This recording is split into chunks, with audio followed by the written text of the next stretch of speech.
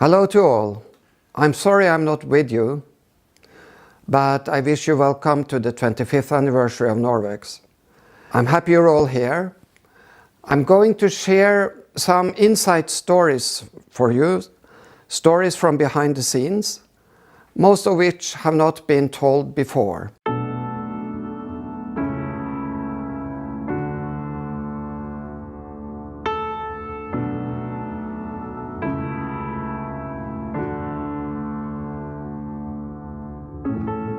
It's the 24th of June 2019, and I think it's exactly 25 years ago since I and my then partner founded Norwex.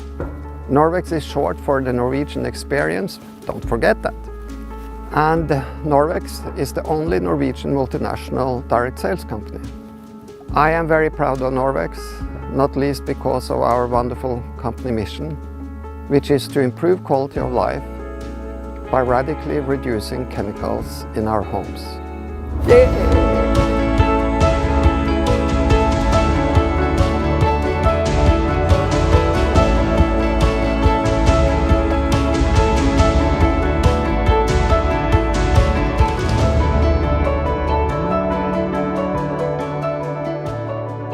We are now on the top of the hill called Skuta, which means something like the hill that shoots forward in the terrain.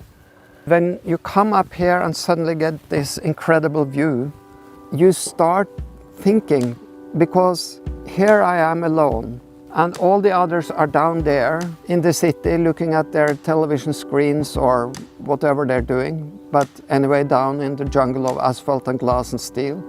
I didn't think that was life. I think life is here out in nature.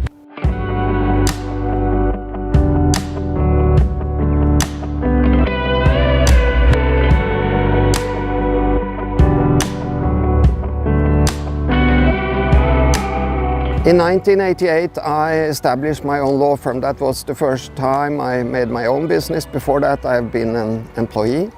I was not very much in love with law, but what I did was to try to find a deeper meaning with what I should do. Some of you might know that Norway has a very, very high tax pressure. You have to pay a lot of your income in taxes, more than half of it. I started to learn how big the black economy was and how much tax money that was disappearing into the black market. So my deeper meaning soon became to investigate economic crime, and I soon became known for that. So I was one of the favorites of the courts. So this law office soon became quite a successful business, but only through extremely hard work.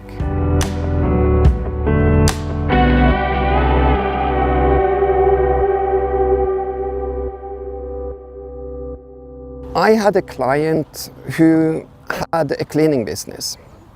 And one fine day in 1994, he popped into my office screaming that, Björn, I have bought this agency for a fantastic new product.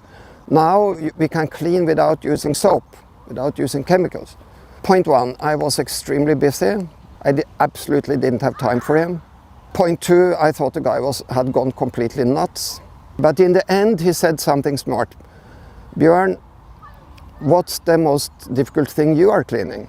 I had the car down in the garage, and it was in the beginning of the insect season. And I said, well, my car is in the garage. And he said, yeah, take this cloth, go to the restroom, put some water on it, and go down and clean your windscreen. And I thought, aha, that's a good idea. That takes me 3 minutes, then it's gone, and then I can go on working. And you can imagine my surprise when just after a couple of not even hard wipes, all the remainders of the insect, everything disappeared from this window. So the rest is history.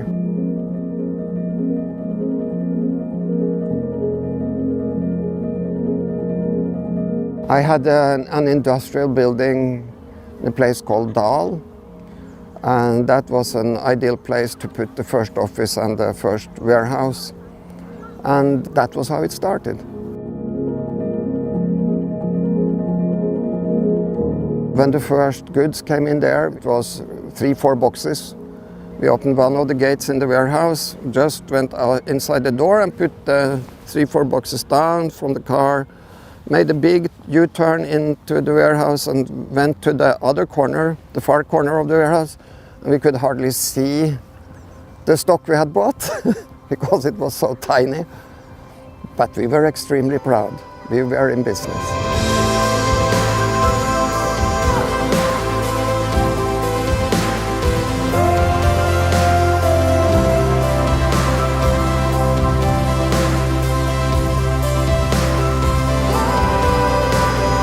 The slogan in our company, which was named Eidsvoll Miljøprodukter to start with, not Norwex, was cleaning without chemicals. That was our company mission. We didn't have the same knowledge about the dangers of chemicals 25 years ago, but we had still some proof of the dangers of chemicals. We both understood that if we got rid of the chemicals, the homes would be healthier and there would be less pollution into nature. We really had a mission to fight for, and this was very important to me.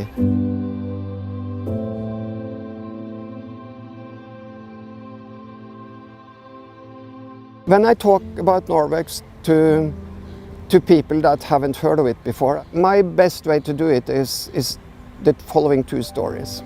200 years ago, or before the Industrial Revolution, there was about 1 in 9,000 that got cancer during their lifespan. Today in the Western world, this figure is 1 in 3, and I think that's very scary. And I'm sure it has to do also with the pollution or all the chemicals that we are spreading around.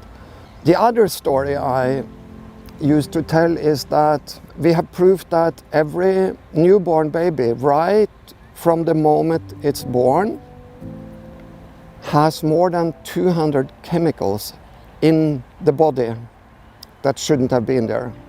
I think this is very, very scary.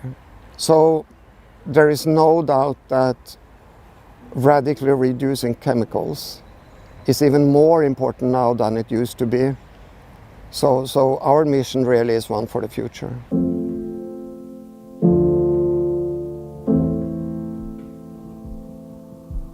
Microfiber had been on the market for some time when we started, but as in many other aspects of life, the invention was made by a coincidence. It was actually made in Sweden. By a coincidence, the factory in question found out that not only could you use microfiber in ordinary textiles, and diapers and so on, but you could actually use it for cleaning. This was discovered, I think, in 91, 92. So we started in 94. We are really one of the pioneers in the industry. And I think we still have the best microfiber in the world. We are the only ones that, in some scale, market antibacterial microfiber. No one else does that. And we have a quality control manual like no one else, I believe. But the way it started was not home party. We started in the business-to-business market, and we were not allowed to sell in the private market. So we all started on the professional market, meaning we sold to businesses and kindergartens, schools, hospitals, and so on. But when people found out how well these products work, they wanted to buy them. And we tried to press the Swedes to allow us to sell on home party. And after being in business for about 1 year, they finally allowed us to do it because we were quite successful. We built the business up very quickly. So the first home party was finally held in May 1995, about a year after we started. And from there it just took off.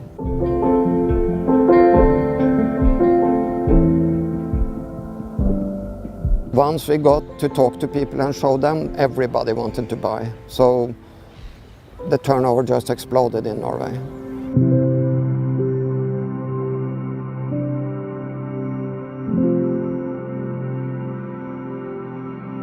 The next important thing that happened was that in 1998, in the fall, early fall, we had visitors from Canada.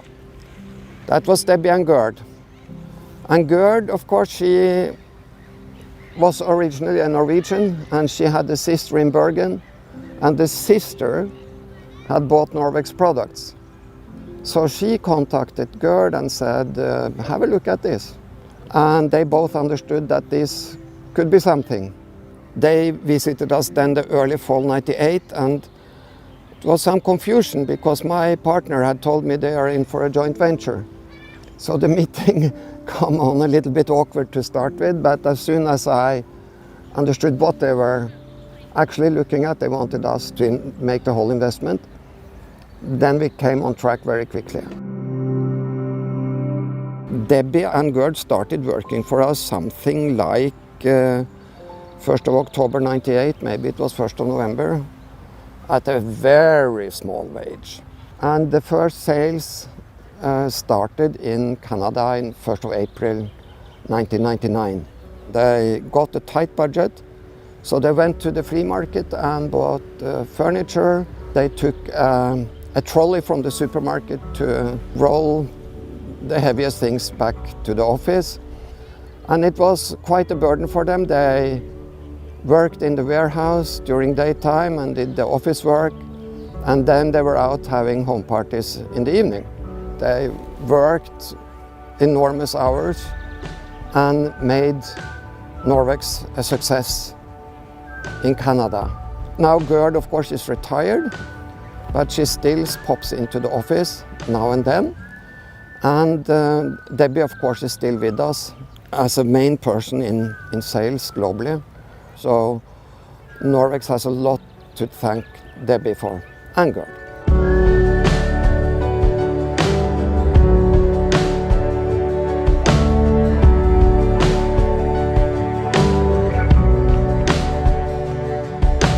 Originally the name was Eidsvoll Miljøprodukter. That was a little bit ridiculous for Debbie and Gerd because they couldn't pronounce it. Every time she tries, I get a good laugh. So we found out it was not a practical name for North America. And Debbie came up with the idea, let's call it Norwex, which is short for the Norwegian experience. Of course, Norwex is now a reasonably big company, sales in many countries, 2 factories, head office in Malta, holding company in Norway. It's a big organization. Although Norwex now is a big success, it hasn't always been like that. Everything starts small. I told you about the 3-4 cases, that was how it started. It has been lots of ups and downs, lots of hard work, lots of pressure. I think this is the same as you experience in your business. It's not always easy. Not all the home parties are very successful. And you find that there's quite a lot of hard work.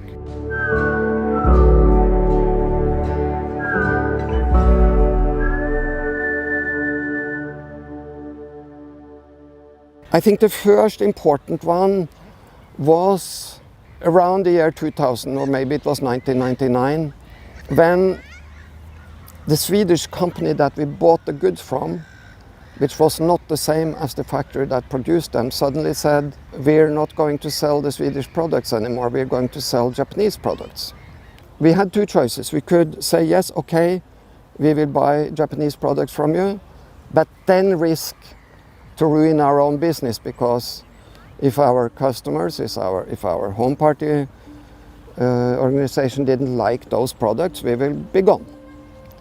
Or we could terminate with this Swedish company and take the risk that we would be able to persuade the factory and go directly to the factory and buy from them, which we didn't know.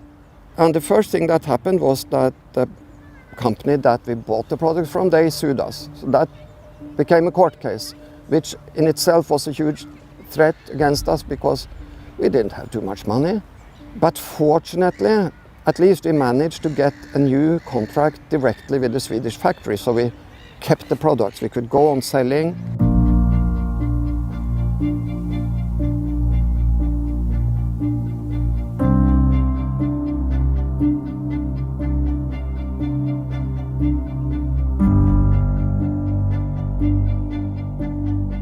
next thing that happened was that we saw that microfibers started to come from the Far East, and we found out that the price point was a completely different one. We asked the Swedes, you have to lower your price because you can't compete with the Far East. They were quite arrogant. We were their biggest customer, and they didn't give us a dime. So again, we had two choices. We could go on selling the Swedish stuff, risking that we were outpriced from the market and lose our business, or we could go and investigate what was these products coming from the Far East, what are they and what would the price be and what's the quality and all of that. So we decided to do that. Our surprise was very big when we saw the quality of the Chinese products. They could make actually a far better quality than we got from the Swedes. But to persuade Debbie that now we would make our own branded products, now there would be Norwex products and not the Swedish products, she was very nervous because of course she also saw it as a risk because we had taught our market that it's the Swedish products that are good. So that was still a risk, but we did it, and that actually went quite well.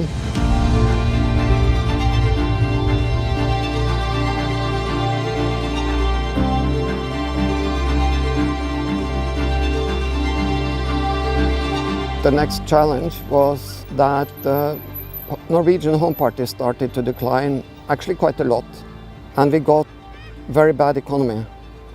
I remember I had to work many hours for nothing, and I told my then partner that we can't pay your salary anymore. He accepted that, but he said, Bjørn, then you have to lend me money so I can survive.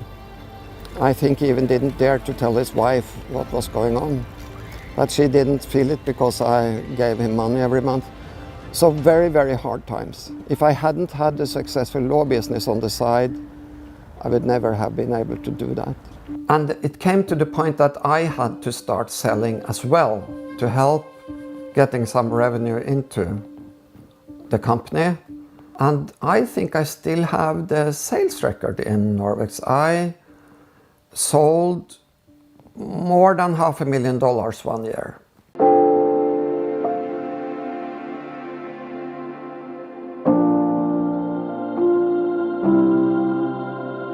When we went to China, there was some patents involved.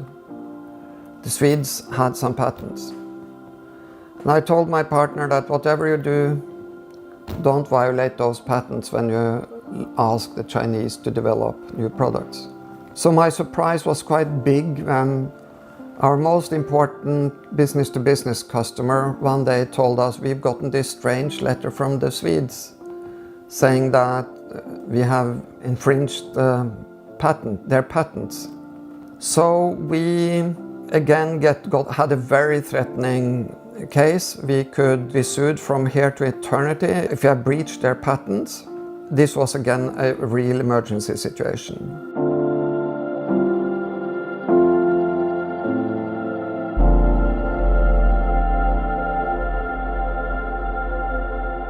At that point, I told my partner that I didn't want him to be involved in product development anymore, that he should go back to sales.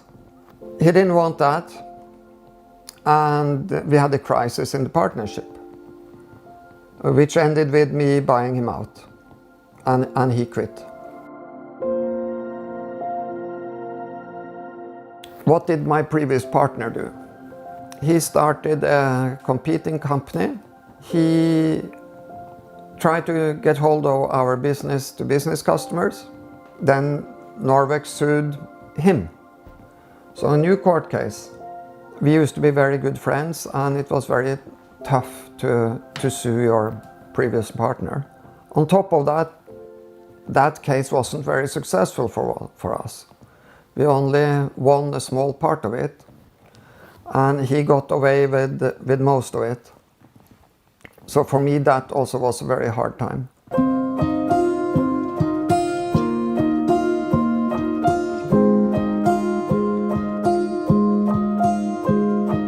We had so many hardships, and we had bad economy.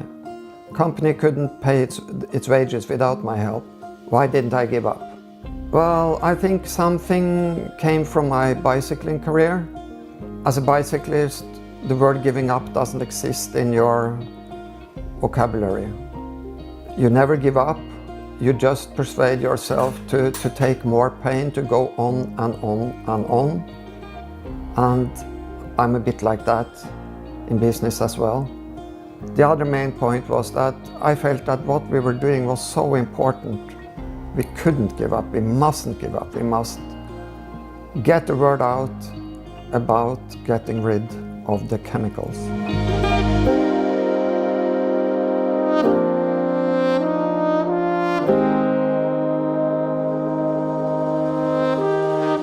Since my previous partner had started a new company, he had persuaded the factory to produce for him instead of for us. So suddenly our whole flow of products was threatened. So what did I do? Well, fortunately at the time, one of our shareholders was a prominent Chinese woman. I asked her to help, and we went to China together, visit the factory, and the factory owner wouldn't talk to me. He refused to have anything to do with me. But he couldn't refuse to talk to this Chinese woman who was very, very high up in the social hierarchy in China. The meetings took 2 days. During that time, my Chinese partner were in a meeting with the factory owner, and I was sitting out in the corridor on a chair, just sitting there waiting for 2 days. Fortunately, she was very clever, and after some time we managed to get to be able to buy products again. But that was a very close and dangerous situation, very close to running out of products. But again, I think the guys in the field at the time, they knew nothing about what was going on.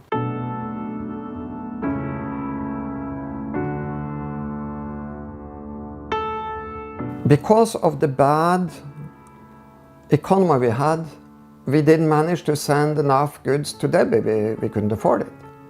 And when I started to come more involved in the company, working again for nothing, I found out that Debbie had lots and lots of back orders. So one of the first things I did was to make sure we could send Debbie a container with goods so she could get out of that horrible situation. So we did, and the situation in Canada got much, much better.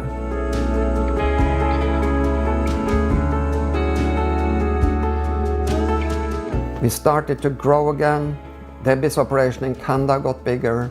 In 2004, we also incorporated in Latvia, Estonia, and Lithuania. After the Baltics, we incorporated in Australia, New Zealand. We started in many European countries. We got an American office from 2011, but you would probably not guess why we incorporated in the US. I mean, the direct reason for it. I was woken up in the middle of the night, I think it was about 3 o'clock, Christmas, I think it was 2010. And they told me, Björn, our container to the US from Canada is stuck in customs. They wanted to check it. Now that story ended well, and we got the container going after a few days, but we found out we couldn't risk this again. So we decided, also because the US market at that time was quite big, we needed a separate company, a separate warehouse in Canada, and that was how the Dallas office came into existence. And lastly, we incorporated now in Malaysia, which already, even it started only in April this year, is a great success. Actually, far exceeding what we could ever have dreamt. I think Malaysia would be the fastest startup in the history of Norwex.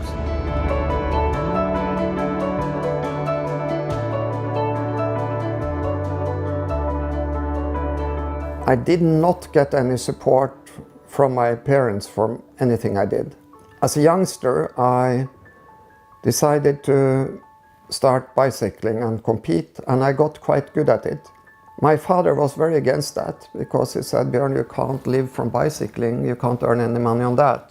So to buy bicycle and equipment, I had to do everything I could do as a small boy, 12, 13, 14 years. I cut the neighbors' lawns, I worked as a caddy on the golf course, I brought flowers out from the flower shop, etc., etc.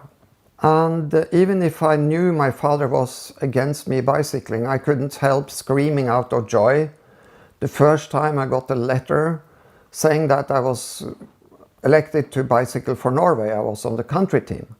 And I gave him the letter, and he just looked up at me and said, "Okay, what's the point of that?" I think that most people get some kind of support from their parents. Either they get some financial help or at least some moral help. They get some encouragement, motivation, and so on. And I have to say I only got the opposite.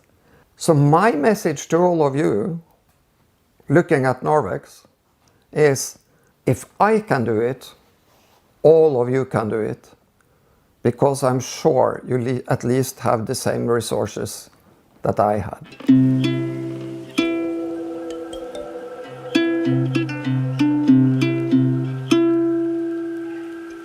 My father once told me that the Norwegian ambassador to Belgium, he never made any mistakes. But then he added, "Do you know why he didn't make any mistakes? He didn't do anything." So the only ones not making mistakes are the ones doing nothing. If you really go for it, if you try your best, if you push forward all the time, you're bound to make mistakes. So that's not the problem. The issue is how you handle your mistakes. You have to try to learn from your mistakes.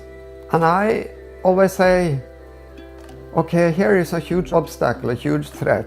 The challenge you have is to turn that obstacle, that threat, into an opportunity.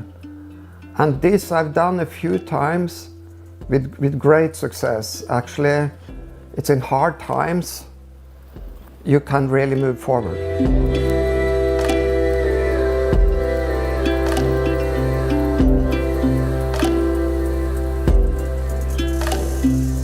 So we started in 1994 with cleaning without chemicals.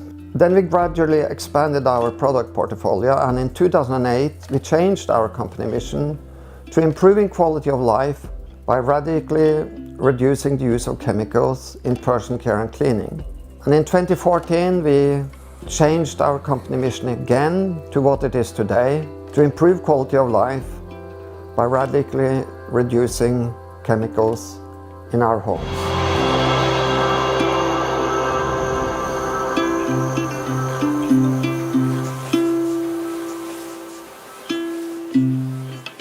First, you have to have the courage to dream in order to decide where you want to get, where do you want to go, where do you want to be a few years ahead. And you have to be honest to yourself. The second thing you need is to have the determination to get there and to not give up when you're struggling a bit uphill. At the end, I will thank you all for being with us for all these years. Without you, this wouldn't have happened. We're all a huge global team. And I trust and believe that the next 25 years will be even more successful. Remember, the sky is not the limit.